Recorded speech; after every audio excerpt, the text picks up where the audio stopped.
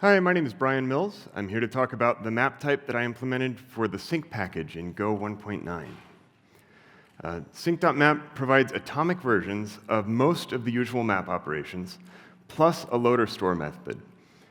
For detailed usage, see the GoDoc page at tip.golang.org. Now, the Go fact says most new code should live outside of the standard library. So why did sync.map make the cut? What problems does it solve? We traced a user-reported bottleneck in Google's protocol buffer package to a read-write mutex in the reflect package guarding a lazily populated map. Threads running on different CPU cores were all trying to read-lock the mutex at the same time.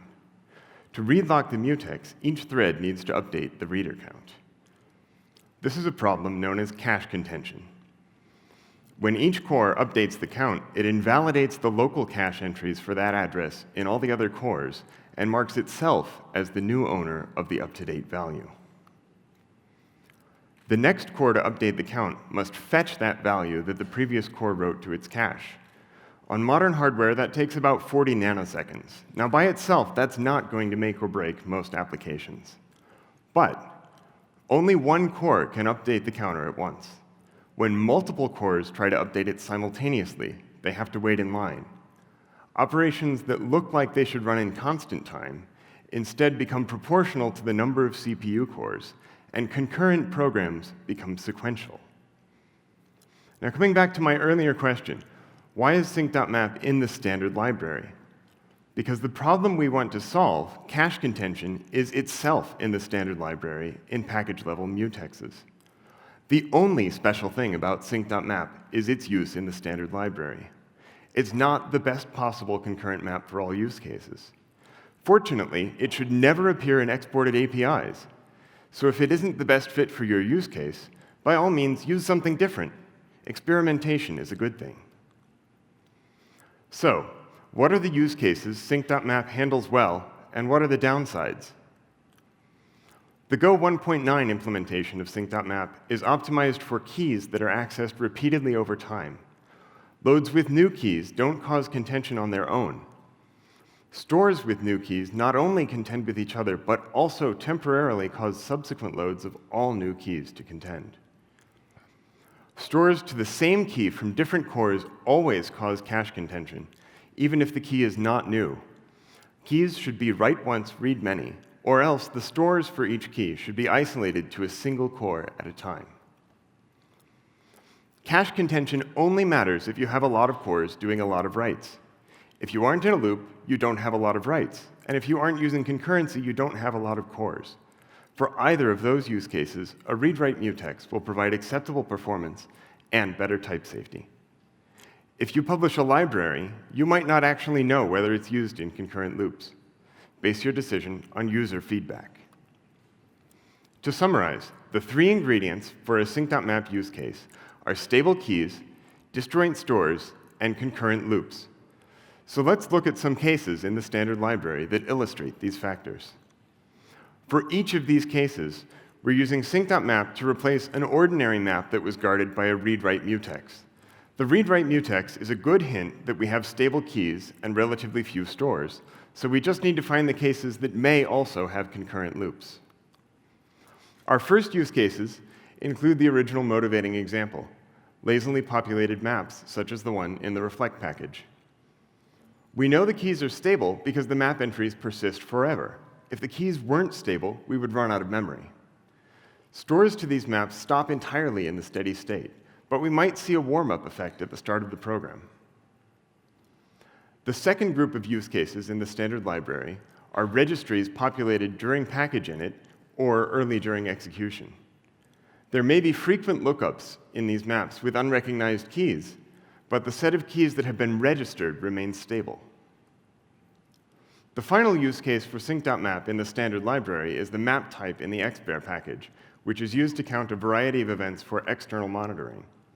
The benefit of sync.map for xbear.map is less clear than for the previous use cases, because user code, not the library, determines whether keys are stable, whether stores are disjoint, and whether accesses occur in concurrent loops. If you have a concurrent map problem that doesn't suffer from cache contention, sync.map probably won't help. It's just not optimized for anything else yet. And sync.Map has some downsides. It may be slower than a read-write mutex for single-core access, and the generated code tends to be larger. It's designed to be compatible with the compiler's escape analysis, but the interaction between the two is fairly subtle compared to a regular map. Since the keys and values are stored as empty interfaces, converting a regular map to a sync.Map moves type checking from compile time to runtime. And finally, the current API is very limited, and it's driven by the use cases in the standard library. We're being cautious about expanding the API because that might also limit future optimization. If you have other use cases that you think sync.Map should handle, please share them with us to help understand the trade-offs. So how is sync.Map implemented in Go 1.9? At a fundamental level, sync.Map is just a map of pointers that are each updated atomically. The implementation of sync.Map in 1.9 uses two maps, one read-only map stored in an atomic value, and one read-write map guarded by a mutex. A Boolean stored alongside the read-only map indicates whether the mutex-guarded one contains any additional keys, so the fast path can often skip the mutex entirely if the key isn't found. Load operations that hit the mutex path increment a counter. When there have been enough loads to cover the cost of copying the map, the read-write map is promoted to read-only. At the next store call, it's copied into a new read-write map.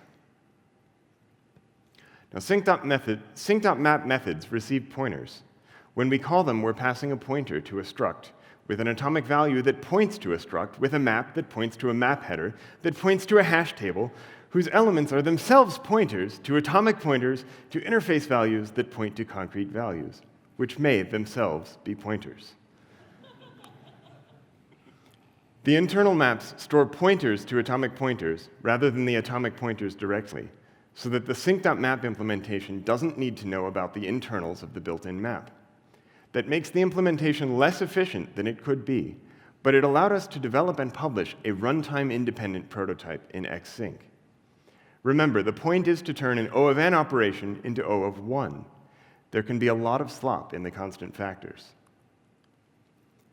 Now that sync.map is in the standard library, we can make use of internal knowledge of runtime data structures, including maps, to eliminate unnecessary pointer indirection, improving both speed and memory efficiency.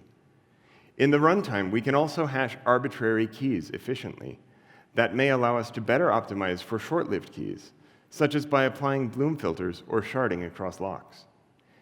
And by us, I really mean you. The Go team is hosting a contributor workshop next door today, and the Go 1.10 tree will be open for changes in early August. So if you have ideas, please contribute. Thank you.